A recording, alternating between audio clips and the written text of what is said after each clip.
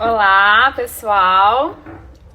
Já já vamos iniciar aí a nossa live com o Dr. Maurício. Já entrou aqui, já já ele estará aí com a gente, ele vai enviar a solicitação. Vamos lá.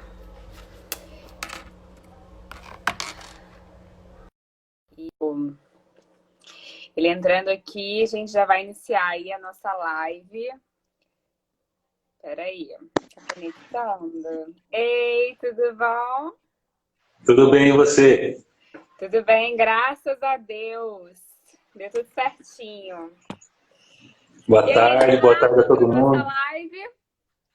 Oi? Animado para nossa live? Muito animado, vamos lá. Ah, que bom. Então, gente, para quem não sabe, o Dr. Maurício criou aí, junto com a doutora Ellen, não é isso? A advocacia É, extrajudicial. Quem não conhece, dê uma olhadinha aí. Ele traz inúmeras notícias e acontecimentos aí no âmbito extrajudicial com relação à advocacia.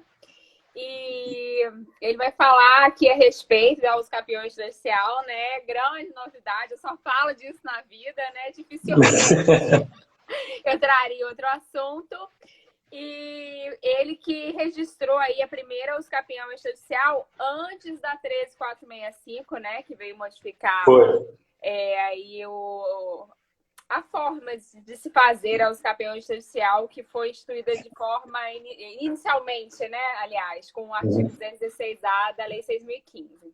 Então, primeiro de tudo, queira se apresentar, doutor, por favor.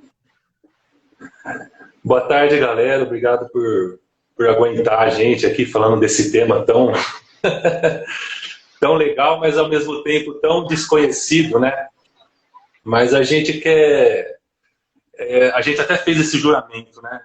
Quando a gente virou advogado, que a gente tem que espalhar mesmo a cultura jurídica, né? Então, falar desse tema aqui me dá muito prazer e é uma honra, viu, falar com vocês aqui, principalmente com a doutora Jéssica, por ter aceitado e ajudado a gente aqui, né, a falar desse tema. Para quem quiser aprender, vai ser muito bom, porque depender só do judiciário hoje é complicado, né, para sobreviver. Então, eu comecei com essa história dos campeões extrajudicial em 2016, porque antes eu trabalhava no tabelião de notas, né, de Barueri aqui, e no primeiro tabelião de Barueri onde eu adquiri toda essa experiência com ata notarial, etc. E aí já saímos de lá, eu e a minha sócia, a doutora Ellen também era escrevente lá, a gente tinha muitos anos de experiência, acumulados aí 16 anos de escrevente de notas, né? Então a gente sabia, assim, o suficiente, né, sobre ata notarial, né? Então, e aí começamos, assim, eu estou vendo o tema da nossa live, é da prenotação ao registro, né? Mas uma coisa muito legal é que é a parte anterior, né? É a advocacia extrajudicial mesmo, porque principalmente quando a gente que precisava mesmo da assinatura da anuência dos proprietários, nós tivemos que ir lá procurá-los, né? É um Procurar. trabalho ainda muito mais, tipo assim, infinitamente maior aí antes da prenotação do que depois da prenotação. Depois da Foi. prenotação nem é tanto o nosso, né? O nosso Então, é anterior aí à prenotação. Então, o trabalho árduo mesmo, que foi aí mais ou menos um ano, viu? Porque Imagina. o grande mercado que tem, a senhora sabe, né, doutora Jéssica, é o seguinte, essa parte de imóveis que estão em inventários, né? Esses loteamentos antigos ainda estão Irregulares. irregulares. O nosso caso era regular até, né? Mas o pessoal que registrou esse loteamento antigamente eram pessoas físicas, né? Antigamente registrava no nome de pessoas físicas, né? E aí, para localizar esses herdeiros, porque as usucapiões referentes a esse loteamento, elas demoram 10, 15 anos. E muitos anos tentando citar, localizar, sabe? Porque são muitas pessoas. Então, esse ano todo, de 2016, foi de redes sociais, de procurar pessoas, assim, sabe? Eu Olha, foi imagino. uma engenharia social, realmente, para achar, e esse foi o nosso trabalho, sabe? E a minha sócia, a doutora Ellen, tem muita experiência através do Sejus, ela é habilitada a fazer conciliação pelo tribunal, então Aham. essa parte assim, de conversar com as pessoas, sabe, de compor, porque era obrigatória a anuência dos proprietários. Eles não faziam isso há Era. muito tempo. Eles eram todos citados por edital, a maioria deles, né? Então, você imagina. Foi bastante difícil, mas a gente não desistiu e todo mundo dizendo, vocês não vão conseguir, isso é loucura. Sempre E tem. sempre tem.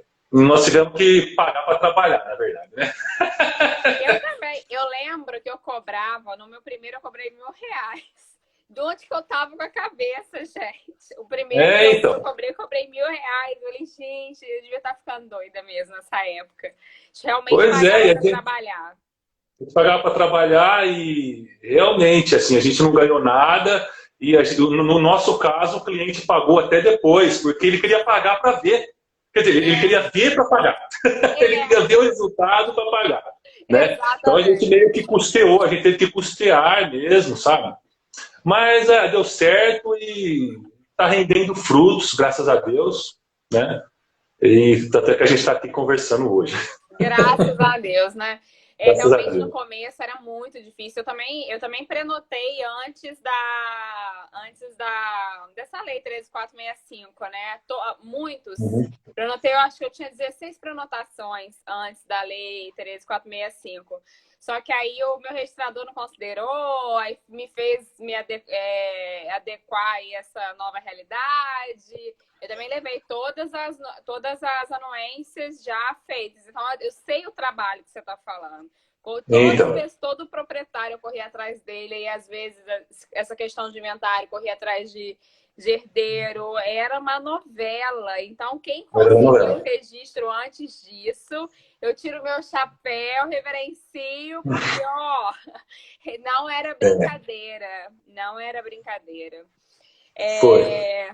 Mas aqui, o que eu quero saber? Como foi? Você falou aí que as pessoas tinham, meio que desencorajavam, né? Falavam, ah, você é doido, não vai conseguir.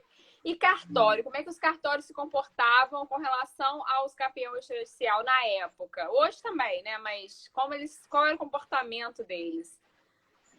Então, na época, como ninguém sabia direito, porque não tinha nem a normatização nas normas da corregedoria Uhum. ainda.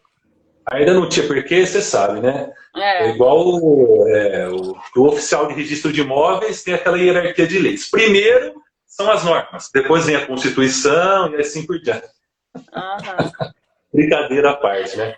Mas não, então, sabe como que os cartórios se falavam? Ah. Cartório de registro de imóveis, e até um amigo nosso lá que trabalha lá falou: gente, mas por que vocês não entram com o judicial? Só demoram 6 anos. Eu ouvi muito. Não é isso? Aham. Entra com o judicial. Pra que isso, gente? Pois é, mas aí os cartórios, eles não. Inclusive, onde a gente fez a ata notarial, foi no cartório onde a gente trabalhava, né? E a gente Aham. teve que. A gente já levou tudo pronto, né? Porque a gente fazia as atas Exatamente. notariais lá. Aí eu Levou a falei, bom, já minúcia vou já levar. toda digitadinha, né? Já levou. Nossa, levava tudo Exatamente. digitadinho e tal. E foi também. Foi assim, foi a primeira ata lá de todo mundo, né? Então tinha muita. A gente tinha que ter olhos de águia, né? Para não cometer nenhum erro e tal. Olha, e aí depois fomos para o registro de imóveis, mas tanto o tabelião quanto o registro de imóveis colaboraram super bem. E não Ah, demorou que tanto, sabe? bom. No registro de imóveis, depois da prenotação, não demorou. Mas a gente, Tá. aquele negócio, a gente ligava toda semana, ia lá Foram para super conversar. legais também com eles, né? Você tem que Lembraram do ir, prazo. tem que ir perguntar, né? Porque você sabe, eu acho que assim, o pessoal reclama muito, tanto advogado, né, quanto o pessoal em geral, que não dá certo, mas é porque a gente vê muito a culpa do advogado mesmo, né? Que ele tem que saber cobrar, ele tem que saber fazer, ele tem que saber levar tudo pronto. né? Tudo mastigado. Eu vejo assim os posts que você coloca, assim, capinha, né? Ó, tudo separado. Aqui estão os documentos tal, documento X, aqui são os documentos do imóvel, aqui são os documentos pessoais, tudo mastigadinho para facilitar, porque a gente trabalhou, né? Lá dentro, a gente sabe a dificuldade que é organizar papelada. Então é organizado, né? E ainda bem que o cartório ele dá essa abertura para a gente conversar, né? E você pergunta, ó, tá precisando de alguma coisa? Não tá? O seu, né? O seu que não. Porque nem todos os lugares são assim, não, tá? Sinto te informar. A gente levou uma pasta, né? Uma dessas pastas, assim, que tem esses plásticos dentro, né? Pasta catálogo, né? Já com todo, fizemos um índice, sabe? Aqui e tal, tal. Então levamos lá, a hora que, né, a pessoa com quem eu dava entrada nas escrituras de imóveis antigamente para registrar, viu e falou, nossa, isso aqui é show de bola demais, não sei o quê. Aí, modéstia à parte, a pastinha ganhou até uma pedida, porque era o único usucapião que estava lá, extrajudicial, né? Em andamento, depois da prenotação. Nossa, olha que essa pastinha sai até luz aqui de dentro, tal, porque o pessoal ficou impressionado, assim, ficou encantado, né? Com o nosso capricho, porque a gente sabe como é que é, assim, organizar documentos, não, assim, né? É um saco, porque realmente, assim, eu falo mal de cartório, mas realmente deve ter gente que leva de qualquer maneira, leva aquela documentação só com um clipezinho mesmo, sabe? Tudo misturado, ninguém sabe o que é testemunha, o que é proprietário. Então, realmente, isso é um diferencial. Você levar o negócio organizado de forma que a pessoa entenda o que você quer dizer, o que você está pedindo, né? Porque realmente é um saco. Aquela documentação. Na época que eu trabalhava lá, na época que eu trabalhava lá dentro, e começaram os atos da Lei 11441, inventário, divórcio, etc., tinha, por conta da bagunça, assim, dos documentos que alguns advogados não sabiam fazer, aí cada dia levava, um dia levava um fax da RG, outro dia levava uma cópia do sei o quê, aí demorava 90 dias, sei lá, no começo, o advogado ficava bravo. Isso há 3 anos atrás, né? Só que chegava advogado que sabia, saía em uma semana. Isso em 2008, 2009, né?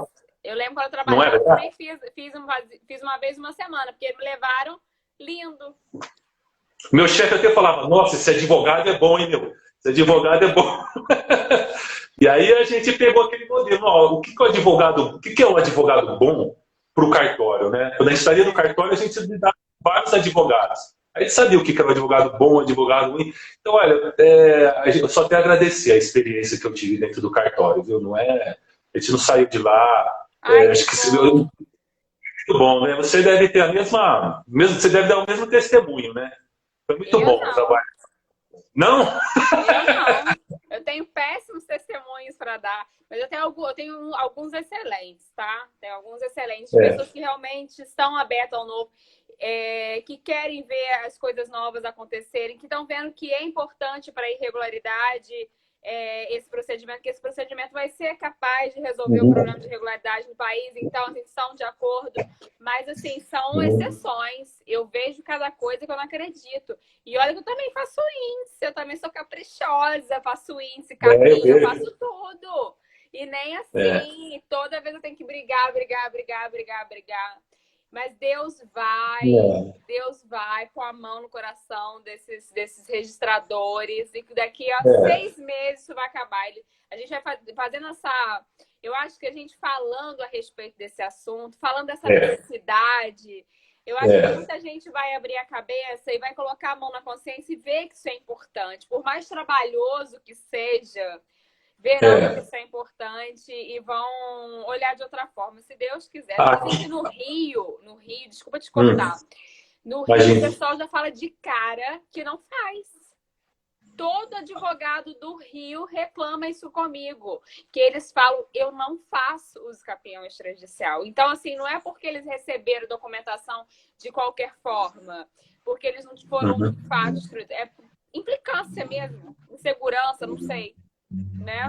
Então, aqui, referente a esse seu comentário aí, que não faz, né? Muitos cartórios faziam isso, mas eu acho que essa cultura tem que parar, porque eu tenho visto as decisões aqui, da primeira e segunda vara aqui de São Paulo, de registros públicos, Uhum. e os juízes da primeira e segunda vara, que são referência, né, para o estado de São Paulo inteiro, as decisões deles acabam virando normas, né? Uhum. Da corregedoria. Assim, não são, as decisões aqui são tão assim, são vinculantes, sabe? Mas por conta da competência mesmo, né, dos juízes, eles sabem tudo. E eles dizem exatamente isso daí, ó. A regra agora é o escapeão extrajudicial. A regra é extrajudicial. Se houver lá algum problema com os proprietários, por causa de anuência ou impugnação, resolva no judiciário. Mas quando você entrar no judiciário, todo o procedimento já está resolvido. Não vai precisar citar a União, o Estado, municípios, confrontantes, porque é o trabalho do cartório, gente. O trabalho do cartório é deixar toda a papelada certinho. Você vai para o judiciário, o juiz resolver questões de litígio mesmo, de discordância. De litígio. O cartório faz toda a papelada, organiza, autua, indicia, deixa tudo bonitinho. O juiz não sabe nada, não quer nem saber dessa parte. O juiz quer julgar. O juiz quer julgar conflito, dirimir onde tem briguinha e tal, né? Agora, essa parte, tanto é que o juiz manda um ofício, né? Ele homologa, ele dá a decisão declarando ao uso campeão e manda para o registro de imóveis para ver o que falta. Aí o registro de imóveis dá aquela nota devolutiva do tamanho de um jornal, dizendo que tudo tem que ser refeito para estar em conformidade com as exigências que o cartório tem, né? Que são, que o juiz ele não entra nessa parte, né? Então é importante frisar isso. Tem que fazer o extrajudicial, gente, é a regra. Então esse negócio dos cartórios se negarem a fazer, a gente tem que insistir, sabe? Tem que insistir, os advogados tem que usar de argumentos jurídicos, decisões já da corregedoria, que foi a mesma coisa com a lei 11.441. Ninguém queria fazer, os cartórios também não queriam fazer escritura de inventário por conta do... Mas depois acabou virando a regra. Hoje ninguém faz inventário judicial, só se tiver realmente alguma coisa que seja impeditiva. Ninguém pensa em fazer inventário judicial, né? Exatamente. Eu também acho. Então, assim, mas vai impugnar lá no final. Um proprietário, né, por exemplo, é contra tal, sei lá, tem um comodato, um contrato de locação, algum impeditivo lá, mas você tem que entrar, você tem que fazer a ata notarial, né, você tem que instruir todo o teu procedimento já em conformidade com as exigências do cartório, porque é ele, o registrador, que vai fazer finalmente o registro, né? E o juiz, aqui o juiz tem até uma decisão que um procedimento aqui em São Paulo, foi instruído corretamente, toda a parte extrajudicial. Chegou lá, houve uma impugnação do proprietário qualquer. E aí o juiz da primeira vara, já quando recebeu, o juiz corregedor julgou a decisão fundamentada, a impugnação fundamentada, então quando a parte foi para o judiciário, ela já peticionou, levou tudo pronto, só que ela anexou tudo, porque também ela não sabia como fazia, o advogado, eu suponho, né? E aí o juiz só mandou indiciar. Perfeito, já passou pelo cartório, só me indica onde está a folha da ata notarial, onde está a folha da anuência da prefeitura, da anuência tal, onde está a anuência confrontante, só pedindo um índice. Ou seja, ele não vai nem questionar nada, porque já passou pelo crivo do cartório, gente. Exatamente. Já passou pelo crivo do cartório, já está ok. O signo lá da fé pública, o cartório já diz que está ok, que a única coisa a ser dirimida era a impugnação. Isso que vai para a mão do juiz. O resto está ok. E isso economiza anos. Economiza anos de procedimento. Não é verdade? Pois é. Não, com certeza. Aqui temos alguns comentários. Eu acho essa Ellen Cristina de Freitas, por acaso, sua sócia? Minha sócia. Ela falando que quem trabalha em cartório sabe bem como gostaria de receber os documentos dos advogados. Isso mesmo. Por isso que que leva tudo pronto, advogado bom.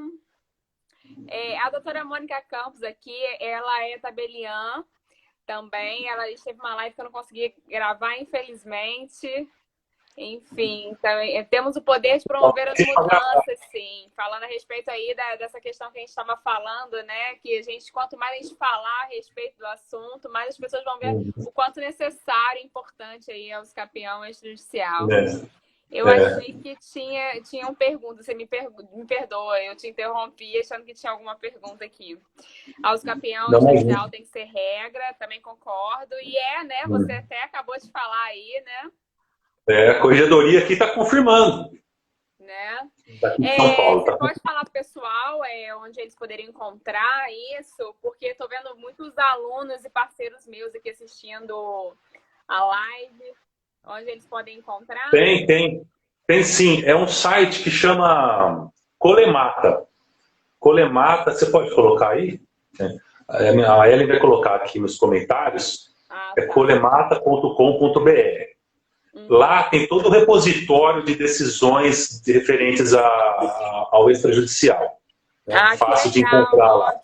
Então você coloca na pesquisa o tema uso capião, coloca lá o tema uso capião, você já vai ver todas as impugnações que houve ultimamente, todas as decisões que foram para a corregedoria referente ao uso capião extrajudicial, as dúvidas que foram julgadas fundamentadas, as que foram julgadas infundadas. Super legal. Ai, que ótimo. Nossa, muito bom saber disso. Muito bom saber. Então é Colemata com K, né? K e 2 L's, né? Aí ele vai escrever aqui nos comentários. Maravilha. O que ela falou? Eu escrevi com L só. Ela escreveu com um L só o Colemata, mas são 2 L's. Já corrigi. Tá ótimo, né? Tá ótimo. Muito obrigada. Isso vai ser muito importante aí o pessoal que está trabalhando, né? Porque quanto mais fundamentado tiver, melhor, né? Quanto mais base a gente tiver, melhor. Deixa eu te falar, você é coordenador da Comissão de Direito Notarial aí de Santana, daí de Santana do Parnaíba. Existe muita discussão nesse sentido? Vocês têm todo um posicionamento igual? Todo mundo é de acordo com o escapião extrajudicial? Sim, todo mundo quer fazer, mas assim, o pessoal fica muito perdido ainda, né? Mas assim, a comissão, ela é mais para promover a cultura, né, jurídica, né? A gente tenta dar palestras sobre os atos aí referentes ao direito notarial, que envolve a Lei 11.441, ao escapião extrajudicial, né? A gente fez palestras sobre tabela de emolumentos, né? Tabela de emolumentos, porque a porta de entrada do advogado no cartório é a tabela de emolumentos, né? A primeira coisa que o seu cliente vai perguntar é quanto custa isso aí que você quer fazer? Quanto que vai ficar para mim no cartório? Quanto que vai ficar? Então a gente tem que saber responder direitinho, né? Saber onde tem desconto. Falando nisso, deixa eu te fazer uma pergunta que eu vejo acontecer muito aqui por aqui. Na realidade, o provimento 65 determina que o valor como base para poder fixar o emolumento, quando existe valor venal fixado ali pela prefeitura, é o valor venal. Porém, existe algum enunciado que diz a possibilidade, mas não relativo ao escapião extrajudicial. Esse enunciado é uma coisa meio geral, assim, né? Que fala da possibilidade de se tomar como base o valor de mercado. Eu, para não brigar, acabo aceitando, mas eu meio que discordo, porque uma vez que o provimento determina que seja o valor venal, eu tenho entendimento que deve ser tomado como base o valor venal para fixação aí dos valores dos emolumentos. Qual que é a realidade? Que você a realidade aqui... Então, no começo havia dúvidas, né? No começo havia dúvidas, porque também tem aquela questão do título.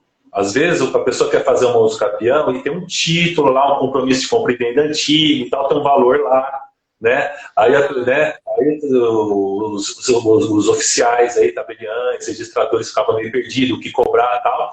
Mas inclusive, o colégio notarial aqui já tinha soltado acho que era uma resolução, né? Um enunciado, né? Dizendo que era pelo valor venal, né? E assim, no judiciário é venal, sempre o parâmetro, né? No judiciário é o venal. E isso é uma discussão já amplamente feita no judiciário, onde ficou decidido que é o venal. Então, eu acho que se já houve essa discussão, envolvendo até os procuradores, né, o Ministério Público, juízes, advogados, amplamente na parte judicial, por que a gente tem que discutir agora, né, essa questão? Né? Então, e a gente segue o provimento aqui, né? Tem que seguir o provimento. Provimento 65, né? Onde o valor parando. Assim, tem aqui tem só para completar. Tem um cartório, de todos os cartórios que eu já passei na minha vida, um cartório só faz de acordo com o que determina o provimento, o valor que está determinado aí, o valor venal, né? Mas os demais cartórios, todos que eu já passei na minha vida, e foram muitos, não seguem o que está determinado pelo provimento. Eu não ligo, porque eu quero que faça, você está entendendo? A doutora Mônica está falando aqui que ela segue o valor declarado pelo interessado, né? Então, o interessado, né, de acordo com o provimento, deveria colocar o valor venal. Sim, mas isso é legal, né? É o certo, se o requerente quiser declarar um valor, pode ser até menor, né? Pode ser até menor o valor declarado. Aí vai ser cobrado sobre o valor maior, sendo o venal maior nesse caso, é o venal. Agora, se ele declarar o maior valor, o de mercado, for maior que o venal, para o tabelião é sempre o valor maior para fins de emolumentos, tanto para o registro também, né? Agora, os tabeliães, eles não, nem o registrador não pode obrigar a parte ou induzi-la, né, a fazer uma declaração, né, de que o valor tem que ser o de mercado. Né? É para isso que o advogado tem que estar lá junto, né?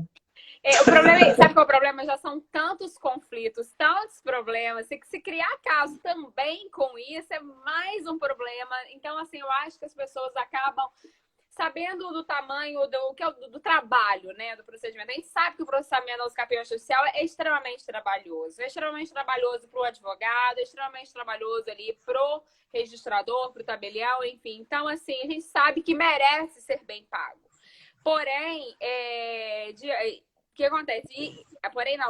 Diante de tantos problemas que já enfrentam com os oficiais aí de cartório, esse acaba sendo um problema pequeno. Você quer que eu pague isso? Eu vou pagar, ok, né? Mas a realidade é que eles cobram pelo valor. Todos, aliás, a grande maioria dos que eu já fiz cobraram pelo valor de mercado. E, inclusive, eu anexo, né? Eles falam para ser anexado aí uma declaração de valor de mercado feita pelo requerente, como se o requerente tivesse declarado aquilo por livre e espontânea vontade, quando na realidade não foi tão livre e espontânea vontade assim, entendeu? Entendi. É assustador o que acontece aí pelo Brasil afora. Mas assim, exigir um valor de mercado, quem que vai dar esse valor? Vai ser um perito? Vai ser uma imobiliária? Não, aqui, é o próprio... Aqui, a prefeitura também, em São Paulo, em algumas cidades aqui, ela usa um outro valor. Em São Paulo é valor venal de referência. É um documento que sai pela prefeitura mesmo, que é base para TCMD, que é base para TCDI, transmissão de bens imóveis, causa-mortes e emolumentos. Né? E ele é consideravelmente maior do que o valor venal. Isso na capital, aqui na capital.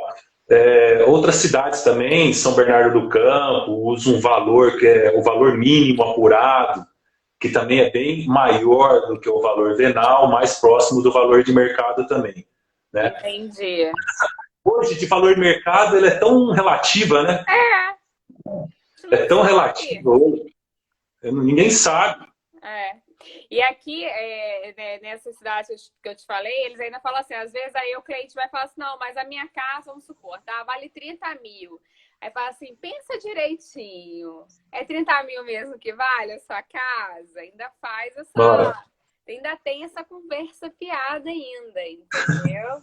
É uma doideira. Tem uma advogada aqui falando, olha, sou advogada no início da carreira e estou pensando em advogar na área da advocacia extrajudicial. Vocês podem dar algumas dicas sobre esse assunto da usucapião? Está dando. A gente Prepara para emagrecer, viu? Se quiser emagrecer, vai fazer os campeões extrajudicial. Exatamente. Vai andar bastante. Você vai andar pra caramba, correr atrás de clientes, né? Ou subir morro, descer morro, em periferia. Olha, se você quer uma dica aí, vai em uma dica de mercado já, para a gente ser bem prático, né? Essa é que a gente fala lá no começo, imóveis que estão em inventário, loteamentos que estão há muito tempo parados, assim como a doutora Jéssica falou, loteamento irregular. Gente, é ir lá, viu? Bater na porta, se apresentar, entregar cartão, conversar, sabe? De 10, você vai... às vezes você... Eu falo muito com o pessoal, com meus parceiros, meus alunos, que eu procurava associações de moradores, porque na realidade eu sou empresária, né? Eu não sou advogada. Então eu tenho algumas possibilidades, assim, né? E eu fazia palestras a respeito da irregularidade, a respeito do problema que eles viviam. E não induzindo a nada, falando, olha, você tem esse problema. Aí perguntava, mas doutora, como é que eu vou resolver o meu problema? Daí você acaba prospectando, né, esse cliente, lógico. Esse cliente em potencial. E você fazia como no início? Você batia mesmo nas áreas irregulares, batia nas portas? Como é que era? Como é que foi o início aí da sua carreira extrajudicial? Então, janeiro de 2016, o maior calor aqui. E a gente andando... Eu e a minha sócia, igual vendedor mesmo da Natura, essas coisas, sabe? Rinodê, não desmerecendo, assim, né? Mas, assim, é aquele negócio de você... Ninguém impede você de falar sobre o seu trabalho, né? A profissão do advogado ela é tão bonita que ela permite que você oriente as pessoas, né? Ó, a gente trabalhou no cartório, a gente falava assim, a gente sabe que a maioria desses imóveis aqui nesse loteamento não estão regularizados. A senhora sabe que acabou de ser editado o novo Código de Processo Civil, né? Isso foi lá no comecinho de 2016, que dá essa possibilidade. A pessoa ouvia, assim, né? Mas, assim, de cada 10, 2 você achava, eu quero fazer escritura mesmo. E aí começava, né, aquela ditada e tal. Até que um cliente nos aceitou e a gente fez lá. E lá tem centenas de imóveis nesse loteamento para serem regularizados, sabe? Centenas. Mas não significa não, viu? Quando a gente fez o primeiro, a gente achou que iam vir 300 mil, mas não veio nenhum. De imediato. É uma tristeza, né? Engraçado, o meu primeiro também, não veio nenhum do bairro dele. Eu nunca mais fiz o bairro dele. Nem os vizinhos vieram. Do bairro dele e não veio um para poder eu usar essa documentação. Mas vieram de outros lugares depois, né? Porque a coisa... Claro, verdade. Aí a gente acabou fazendo palestra na OAB, né? E outros advogados sempre estão antenados, ficaram sabendo. E a gente vai firmando parcerias. Gente, o trabalho não é perdido, não. Nunca. Olha, eu fiz minha primeira palestra, eu fiz em 2017, acho que foi 2017, em Teresópolis. Olha, quanto tempo? A gente está em 2020. Esses dias me ligou uma pessoa que assistiu a minha palestra lá, quando eu dei em 2017, aqui, tem um cliente assim, você pode atender ele para mim, que não sei o quê, e tal. Você vê que nada que você faz na vida é perdido, nada, é impressionante. Nada. Tem que ser como um carpinteiro lá, devagarinho, e no final, pelos frutos vos conhecereis, né, como está na Bíblia. Né? Não é verdade? É verdade. Aqui, deixa eu te perguntar, a gente falou de emolumentos, você fez um artigo com a sua sócia, não fez? Fiz. É relacionado a quê, exatamente? Então, a ensinar os advogados e o público em geral, né? A ler e entender como é que funciona a tabela de Ah, que emolumentos. legal, que A legal. tabela de emolumentos, né? Ela tem vários detalhezinhos assim, né? Principalmente em relação a descontos, né? Quando descontos de alguns atos, acessórios de outros, por exemplo, no caso do usufruto, doação com usufruto, etc. e tal. E a gente fez uma. E aí teve bastante procura, né? Também. É porque é muito importante o que acontece. Eu não sei se com vocês foi assim. Eu, por exemplo, eu não vi direito notarial registral na minha faculdade. E eu transferi 4 vezes. Eu sempre falo isso nas minhas palestras. Eu transferi 4 vezes. Se eu não vi, eu asseguro que a maior parte dos alunos também não viram. Então, acho que as pessoas não sabem muito lidar com essa questão de cartório, né? De como é que funciona. Então, realmente, é muito bacana qualquer coisa nesse sentido, qualquer artigo, qualquer, como é que fala? Uhum. Informação, né, nesse sentido. Informação. Eles conseguem ter acesso ao artigo como? Que vocês... Então, tem uma palestra, assim, é legal que tem, no YouTube, você coloca lá o nosso canal, Advocacia Extrajudicial, se você quiser colocar aí. Eu fiz um vídeo de meia hora, onde praticamente eu li o artigo, né? Uhum. Mas é uma revista aqui da Escola Superior de Advocacia, Uhum. né, na revista ESA, você tem N temas lá que foram objeto, né, de discussão nas revistas. E a revista de Direito Notarial, nosso lá, é o primeiro artigo. Depois do artigo do apresentador, já é o nosso é o primeiro artigo. Né? Mas assim, é uma tabela, como o pessoal sabe, os emolumentos são estaduais. O valor aqui do mapa notarial do Escapião é diferente do valor de Minas e do valor de Rio de Janeiro. Mas a tabela, ela funciona mais ou menos igualmente. Num estado para o outro, né? Um estado para o outro. Pelo menos a compreensão do funcionamento vai ser mais do ou funcionamento. menos a nível as faixas nacional, de valor. porém valores relativos a cada estado, né? O pessoal vê um monte de letra, um monte de número naquela grade, assim, parece uma tabela do Excel. Aí a gente procurou dar os passos básicos aí para o pessoal ver, né? Como é que faz? Não é difícil, não. Não é difícil, não. Mas, assim, tem uma outra coisa também que eu acho que é legal falar, que é o seguinte, a gente comentou da dificuldade que é anteriormente a prenotação, bem antes de fazer a ata, a prospecção do negócio, entrar em contato com os proprietários, etc. e tal, né? Uma parte que vai assim, bem mais fundo, né? Que fica escondida, né? na parte da advocacia extrajudicial, que fica escondida, né? Não aparece tanto nos papéis depois, né? E aí a gente acabou fazendo, e você imagina, prenotou e tal, e aí, assim, não demorou tanto, sabe? Demorou, acho que o cartório fez o registro de imóveis, acho que entre prenotar e autuar, uns 60 dias apenas, sabe? E era o primeiro, hein? E era o primeiro lá, de Barueri, né?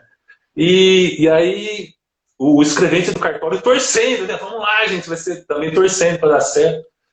No dia que a gente imaginou que ia dar certo, ele chega pra gente e fala, gente, aconteceu uma tragédia. Eu falei, meu Deus, o que aconteceu? A Secretaria do Patrimônio da União falou que impugnou, dizendo que o imóvel está em território da União Federal, que é imóvel de propriedade da União Federal e tal, porque aqui tem uma região que os imóveis são aforados mesmo na União, né? Por conta de aldeamentos indígenas passado. Então, não é aquele aforamento que tem em Petrópolis, né? Por exemplo, ou de área de faixa de marinha. Aqui é a questão, aqui é aforamento por conta de aldeamentos indígenas e tal. E, aí que começou uma luta também, assim, na Secretaria do Patrimônio da União, na Procuradoria-Geral da República, na Secretaria do Patrimônio da União, que começou aqui na Superintendência de São Paulo, foi até a Superintendência de Brasília, com os procuradores federais de Brasília. Nisso aí, foram 60 dias. E o cartório foi muito legal para a gente, o registro de imóveis. Ele falou assim, ó, façam... Porque na hora que veio a impugnação, o ofício do STU, o cartório ficou assim, bom, o que eu vou fazer agora? Vou mandar para a corregedoria, mas por estar envolvendo ente de direito público, federal, de direito público, né, que é a União, vou mandar para a Justiça Federal. A gente ficou, mas a gente não ficou apavorado, não. A gente pediu, a gente fez um requerimento no cartório pedindo para eles aguardarem, né, no registro de imóveis, que a gente ia tentar ainda uma solução extrajudicial, uma composição. Depois de 60 dias de muita luta, veio o ofício, contrariando o primeiro, que dizia que não podia registrar, ao contrário, dizendo que não, pode sim, a gente examinou bem aqui, e pode fazer. Vocês são bons mesmo, tá? Olha...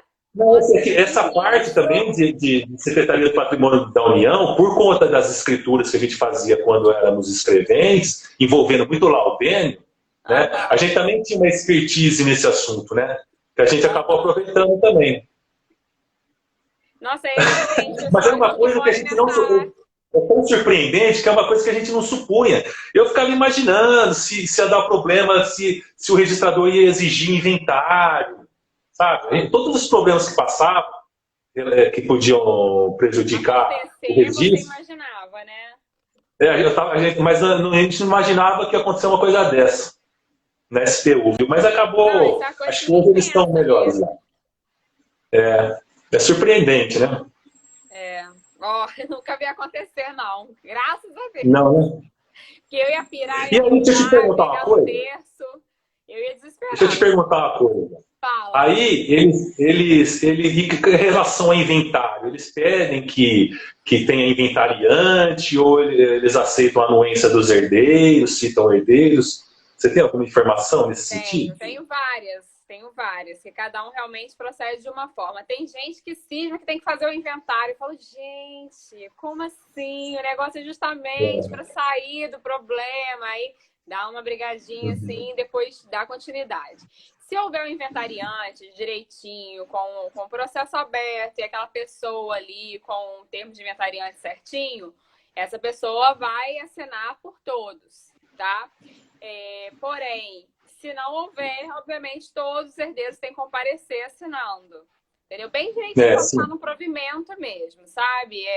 Nesses casos que aconteceram comigo, houve o cumprimento do provimento certinho, sabe? Foi dessa forma. Mas, assim, tem umas exigências muito, assim... Quando eu falo que eu vejo que alguns cartórios realmente não estão familiarizados com o procedimento, é por conta disso, que tem gente que fala, não vai poder fazer porque tem um inventário aberto. Não vai poder fazer porque está situado em loteamento irregular. Aqui ainda está como gleba rural, mas na realidade a natureza é urbana já, enfim. Então, eles ficam ainda presos nessas questõezinhas que, para mim, e acredito que para você também são bem básicas, que é óbvio que você só está recorrendo aos campeões social porque é impossível fazer a escrituração regular. Porque senão você faria a escrituração regular, que seria mais fácil, não teria problema, você não brigaria com ninguém. E seria tudo muito mais tranquilo, né? Mas, enfim. A gente pode fazer aí, que nem eu falei, tem bastante... À medida que essas dúvidas, né? Essas questõezinhas vão chegando aí, através de dúvidas nas corregedorias, o pessoal vai decidindo e vai tendo aí uma resposta, né? Aí a gente pode fazer outras lives com temas específicos, porque a gente não vai dar tempo de abordar tudo aqui agora. Né? Podia mandar uma gama de perguntas. Ou o pessoal pode mandar perguntas, né, pra gente, sugerindo nessas lives, e a gente vai dando uns toques quanto a essas questões pequenas, né? Precisa de escritura de declaração de únicos herdeiros quando não há inventário, por exemplo. Né? Isso aqui nunca aconteceu. Eu acho até que seria plausível, né? Porque como se saber que todos são só aqueles... mas eu vi uma decisão... Eu vi uma decisão da Corregedoria aqui de São Paulo, da primeira vara, que dispensou a necessidade, né? Então as normas... Dispensou. Eu posso até falar rapidinho.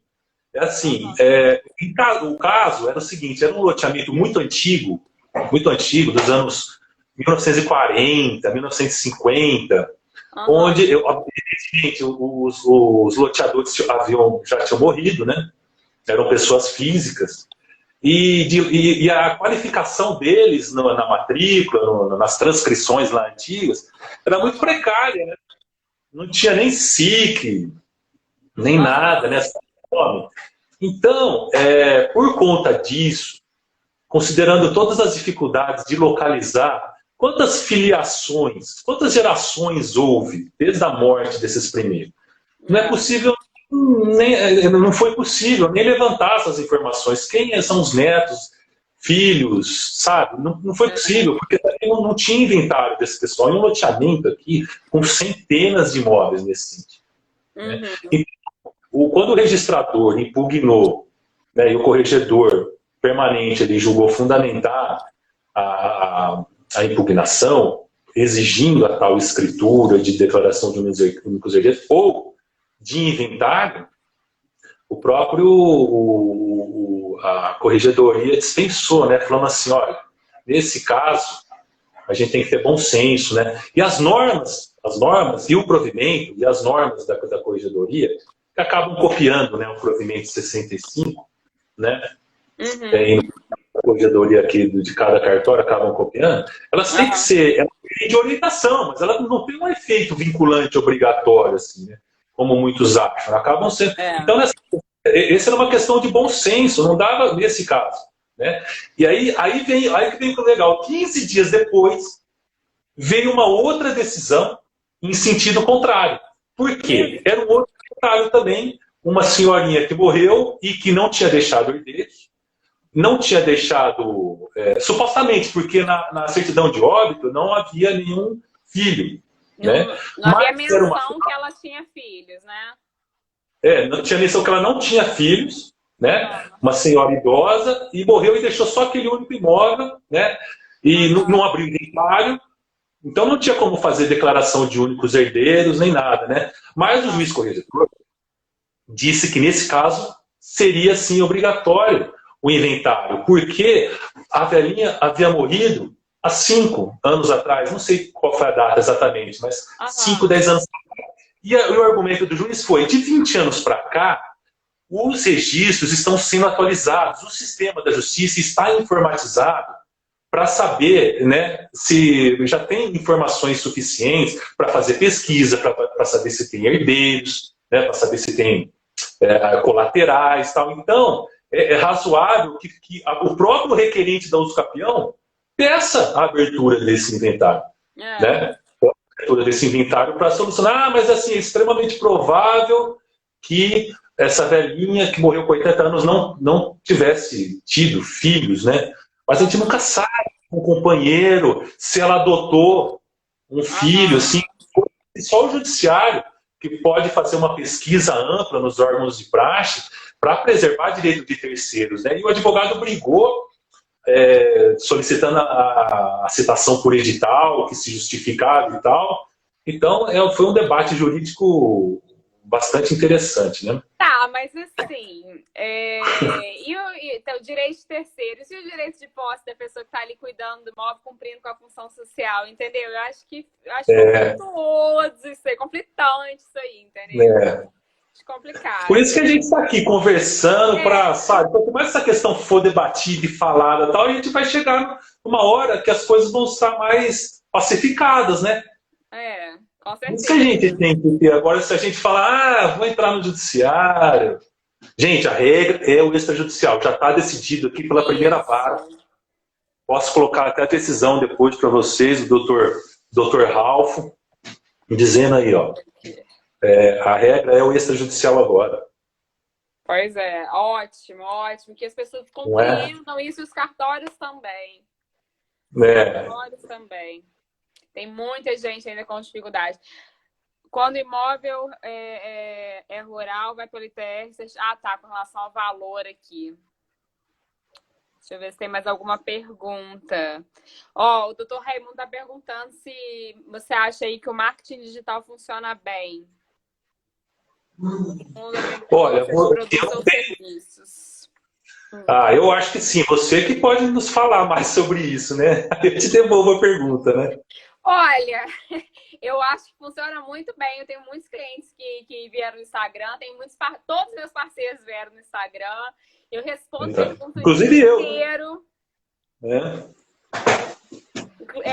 Tô aqui com você, podendo dividir isso aí, essa paixão que nós temos em comum por conta do Instagram. Do Instagram. Eu só vejo benefícios do marketing digital, né? E não é marketing digital aquela coisa perfeita que você tenha tudo traçado, porque eu sou a burra de internet, tá, gente? Por incrível que pareça, apesar de eu utilizar bastante o Instagram, eu não sei nada. Eu também sei nada. Eu faço intuitivamente, sabe? Eu faço do mesmo jeito que tem postagem dos campeão, na hora que eu vi, eu postei uma foto do filho meu, então, assim, não tem aquela regrinha, não. Eu faço de forma intuitiva mesmo. Então, eu acredito que dê certo. Eu acho legal. Eu acredito que dê certo também. E, assim, tudo depende. Gente, também tem que gastar sola de sapato, em cartório, fazer pesquisa, né? Você está numa determinada cidade. Você que conhece a realidade social da sua cidade. Onde as pessoas precisam onde tem loteamento irregular, onde tem loteamento regular, onde tem, sabe, vocês que têm que ir atrás, perguntar, né? E dentro da sua realidade ali. Aí você, por exemplo, usa o marketing digital, igual você, né, doutora Jéssica? Aparece um parceiro em outro estado, aparece um parceiro ali, acolá, etc. Aí envolve, né, as normas da corregedoria de cada estado, que são diferentes, outras realidades, né, outros estudos também.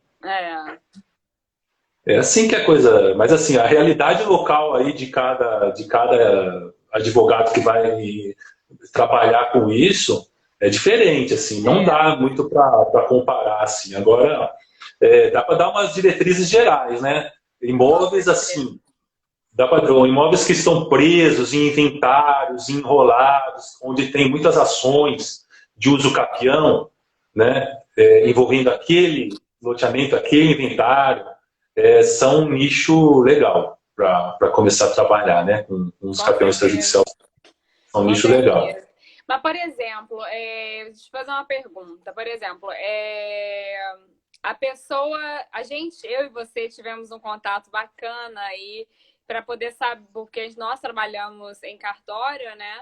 Então a gente sabia mais ou menos que área era irregular, quem tinha deixado muitos bens, então a gente sabia os lugares certinho onde ir, nas nossas cidades. Depois eu tive que descobrir das outras cidades, mas da minha cidade eu já sabia, porque minha cidade tem 35 mil habitantes.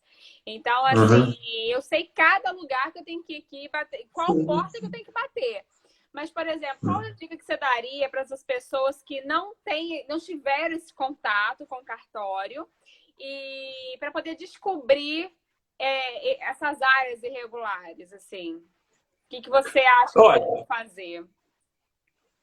O advogado ele é um ser social, né? Ele tem que estar envolvido com a sociedade, né? É igual você falou, você não se envolvia com associações de moradores, não é verdade? Ele tem que se envolver com associações, com prefeitura, né? Com secretaria de habitação, assim, e xeretar, né? Nos lugares. Né? Tem que xeretar. Assim, fazer pesquisa no TJ, né? Por exemplo, por tópico específico, de uso capião, você vai começar a achar, né? Mas eu acho assim, dá muito mais certo o advogado estar no corpo a corpo com as pessoas, através de associações e tudo quanto é natureza, para ele saber a realidade social, né, que as pessoas estão. Né? O direito é um fato social também, não é? Então, eu acho que assim, associações de moradores, essa dica que você deu, eu sou endosso. Eu acho que é um dos melhores caminhos. Inclusive isso no meu curso, porque eu acho que é uma excelente solução, entendeu? Porque liga para todas. Ai, todo mundo tem escritura aí, que tem que falar no popular, né? Não adianta falar assim, se tem um registro, não adianta falar assim. Não, é escritura. Tem escritura? Tem escritura? Pessoal aí do seu bairro tem escritura? Tem alguém que não tem? A linguagem é essa. Você fala matrícula, o pessoal nem sabe o que é, né? Isso, matrícula da escola. E que é uma matrícula sem escritura, né? Né? Uma coisa depende da outra, né? Exatamente. Escritura e registro, tabelião e registro, um depende do outro. São duas coisas que não existem aí. Um sem o outro, né? Pois é. Mas eu procuro muito falar no popular com as pessoas, porque não adianta você querer usar o termo certo para mostrar o quanto você é inteligente se a pessoa não vai te entender. Deixa eu para conversar com o tabelião, com o registro. Deixa a cultura para um outro momento, para uma outra ocasião. Aí, foi assim que eu fui fazendo. Então, e nas outras cidades, na minha cidade, como falei, eu já sabia mesmo, entendeu? Porque aqui tem muito, aqui é uma coisa, aqui é uma doideira. Minha cidade é uma doideira. Muitos bairros totalmente irregulares. Totalmente que as pessoas só falam assim no cartório. Ah, não, seu caso tem jeito não, seu caso tem jeito não, seu caso tem jeito não. Mas, por exemplo, nas outras cidades, é isso aí. Ligar para o presidente da associação. Aqui, o seu bairro, ele é regular, não sei o quê. É a melhor coisa que tem. Prefeitura, tem muita gente com boa vontade também, que ajuda. Tem muita gente com gente com boa vontade. Mas tem gente com boa vontade também. O pessoal reclama um pouco, os advogados, a regularização fundiária está atrapalhando, porque é tudo feito pela prefeitura, né? Mas não é bem assim, né? Não. A própria prefeitura, as próprias secretarias aí de habitação, elas querem que faça.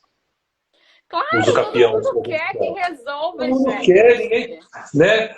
Porque também há bairros com imóveis cujo valor de mercado é alto e que não entram nessa proposta de regularização fundiária.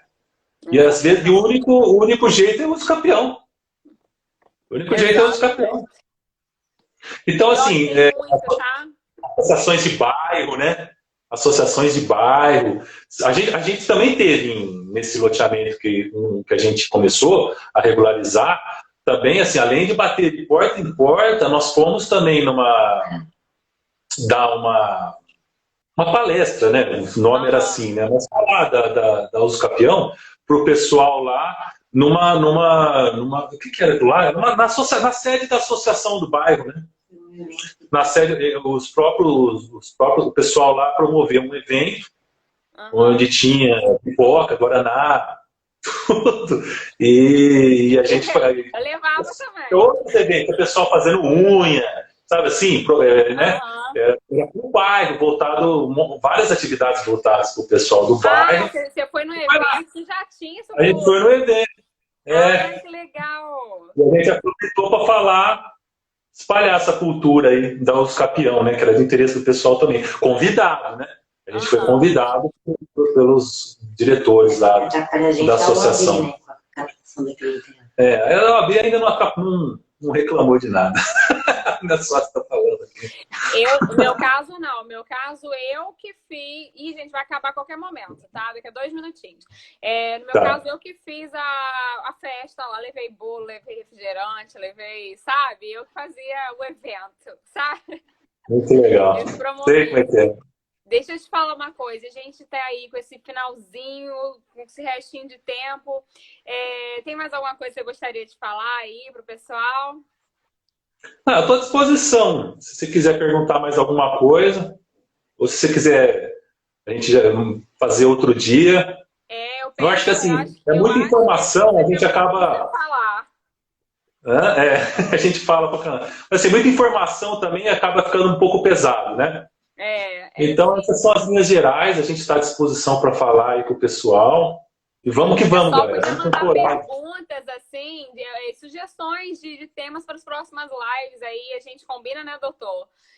Outros dias para a gente fazer sempre aí, tirar as dúvidas de vocês. Mandem no nosso privado para a gente poder... Manda direto que a gente responde. Manda as questões, manda as perguntas que a gente responde sim. Agora não dá para responder tudo, mas a gente responde sim. É isso aí. Aqui, muito obrigada. Muito obrigado. Tá? Nossa, muito obrigado. Deus te abençoe. Você ter aceitado aí. Nossa, a gente fica super honrado de você ter convidado também, viu? Muito obrigado mesmo. Imagina, um beijo, tá, doutora? Eu não tô te vendo aí não, mas um beijo para você também. Tô mandando outro aqui. Então é isso, gente. Tchau, Beijão. tchau. Obrigada aí, pessoal, que participou, tá? Obrigado. Tchau, tchau. Oi, tchau. Tchau.